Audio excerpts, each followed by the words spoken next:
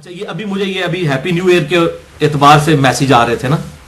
آج 2 جنوری 2016 ہے نا, تو کل 1 جنوری تھی, تو وہ جناب اتنے لمبے لمبے میسج کہ یہ یہود و نصارہ کی پیروی ہے ہیپی نیو ایئر کہنا. خدا دا نہ جائے یہ کوئی مذہبی ایکٹیویٹی ہے ہیپی نیو ایئر کہنا؟ یہ شمسی بھی جو مہینے یہ بھی اللہ کے ہیں, قمری بھی اللہ کے ہیں. 1 محرم بھی ہو وہ بھی ہیپی نیو ایئر ہے مسلمانوں کے لیے, چاہے 1 جنوری ہو ہیپی نیو ایئر ہے. اس کا کوئی مذہب کے ساتھ تو تعلق نہیں ہے کہ اس کی بنیاد کے اوپر کوئی مذہبی ایکٹیویٹی تو نہیں ہو رہی ہے. یہ دنیاوی معاملات ہے. برتھ ڈے منانا دنیاوی معاملہ ہے, اس کا کوئی دینی ایکٹیویٹی تو نہیں ہے. یہ بتائیں کہاں یہود و نصارہ لکھا ہے کہ ہماری دینی ایکٹیویٹی ہے.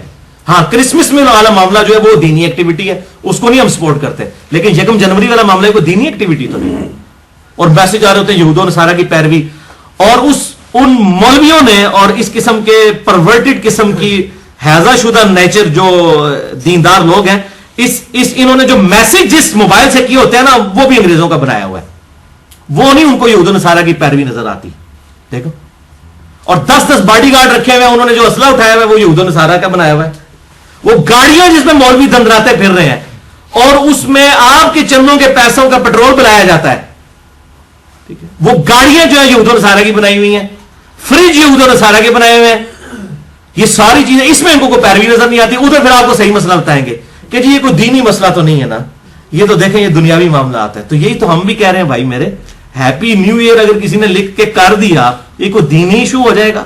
خدا کے لیے عقل کے ناخن لیں اور اس بات کو سمجھیں کہ ان ساری چیزوں سے نہ بدعت ہوتی ہے. بدعت کی ڈیفینیشن ہی نہیں ہے, وہ ہے من احدث فی امرنا ھذا, جس نے ہمارے دین میں جو ہم نے تعلیم کیا ہے اس کے اندر کوئی چیز بگاڑ کے پیش کر دی, وہ ہے مردود. اسی لیے میں نے 5 گھنٹے کا لیکچر دیا ہے بدعت کے اوپر, مسئلہ 75A اور 75B. تو یہ چھوٹی چھوٹی بات کے اوپر بدعت کے فتوے لگا دینا اور یہ معاملات کر دینا, یہ نہیں ہونا چاہیے. یہ جو ہم انتظامی معاملات کرتے ہیں ان میں کوئی بدعت والا ایشو نہیں ہے, بلکہ اسلام میں اچھے طریقے ہیں. جو صحیح مسلم میں حدیث ہے, جس نے اچھا طریقہ اسلام میں جاری کیا اس کے لیے ثواب ہے, اور باقی آنے والے لوگوں کا ثواب بھی اسے ملے گا, اور ان کے ثواب میں بھی کمی نہیں ہوگی. اور اسی طریقے سے برائی کا بھی وبال جاری کرنے والے پر, اور جو لوگ قیامت تک آئیں گے ان کا وبال بھی اس پہ ہوگا, اور ان کے گناہ میں بھی کمی نہیں آئے گی. یہ اچھا طریقہ, اچھی بدعت یا بری بدعت نہیں, اچھا طریقہ. مثلا یہ گھڑی جس نے بنائی ہے یہ بہت اچھا طریقہ اس نے جاری کیا. اسی کی وجہ سے آج ہم نماز کی ٹائمنگ کو ایڈجسٹ کر رہے ہیں. آپ صلی اللہ علیہ وسلم کے مبارک دور کے اندر تو گھڑی دیکھ کے تو نہیں نماز پڑھائی جاتی تھی. آج مولوی 5 منٹ لیٹ ہو جائے تو سارے چیخنا شروع کر دیتے ہیں, جی مولوی صاحب ٹائم تو نہیں پہنچے.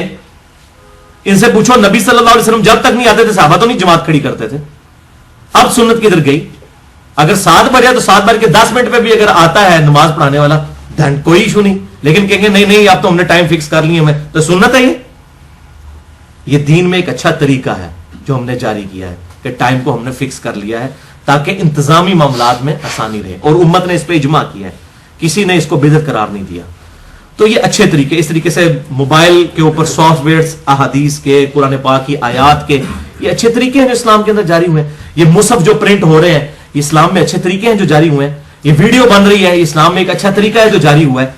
یہ طریقے ہیں, اس کے اندر کوئی اسلام سے فرق نہیں پڑا. مثلا میں یہ تقریر کرتے وقت میں نے یہ نیت نہیں کی کہ اگر کیمرہ میرے سامنے نہیں ہوگا تو میں یہ لیکچر بیان کرنا ہی حرام ہے, یہ پھر اسلام بن جائے گا. یہ اسلام میں آپ داخل کر لیں گے. یا جس مسجد میں محراب نہیں ہوگا, یا مسجد کا گنبد نہیں ہوگا, یا مسجد کا مینار نہیں ہوگا, اس مسجد میں نماز ہی نہیں ہوتی. یا جس مسجد میں قالین نہیں ہوگا اس مسجد میں نماز ہی نہیں ہوتی. جس میں ایئر کنڈیشن نہیں ہوگا, پھر یہ چیزیں دین کے اندر داخل ہوں گی. تو یہ تو کوئی بھی نہیں کہتا.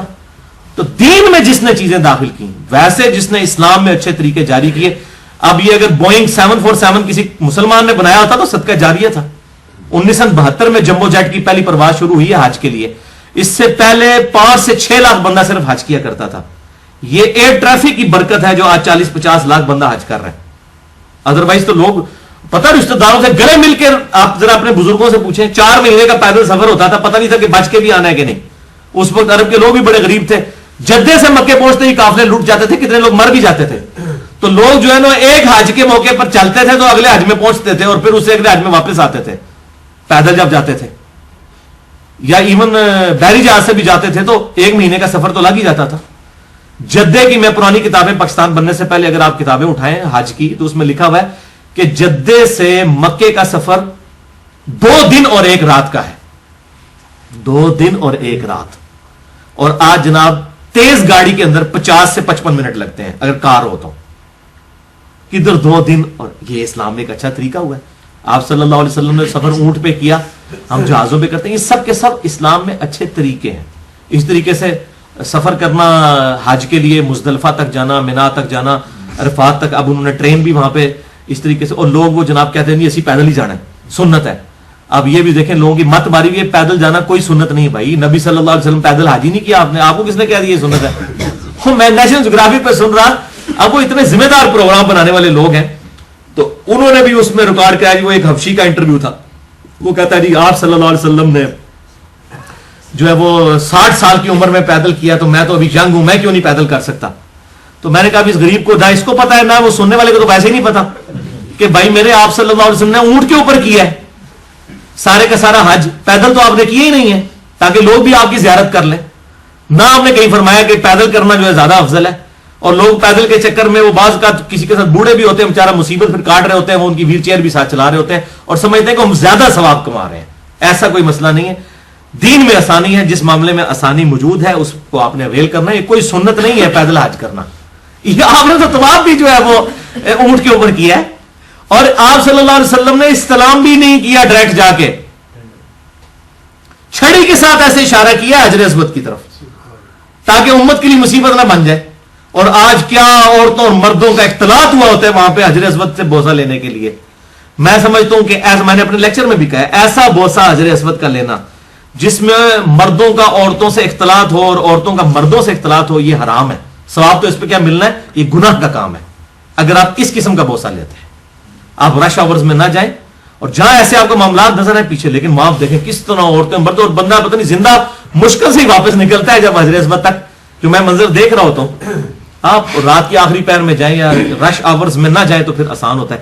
تو بعض اوقات شیطان جو ہے وہ نیکی کرواتے کرواتے آپ سے بڑا گناہ کروا لیتا ہے, یہ بھی ذہن میں. اور آپ جب سے یہ موبائل آئے نا, میں کہتا ہوں اتنا بڑا فتنہ بن گئے ہیں یہ, کہ یہ موبائل فون کے ذریعے اب صرف اپنے تک تو رہا ہی نہیں ہے, وہ لوگ ویڈیوز لوگوں کی بھی بنا رہے ہوتے ہیں.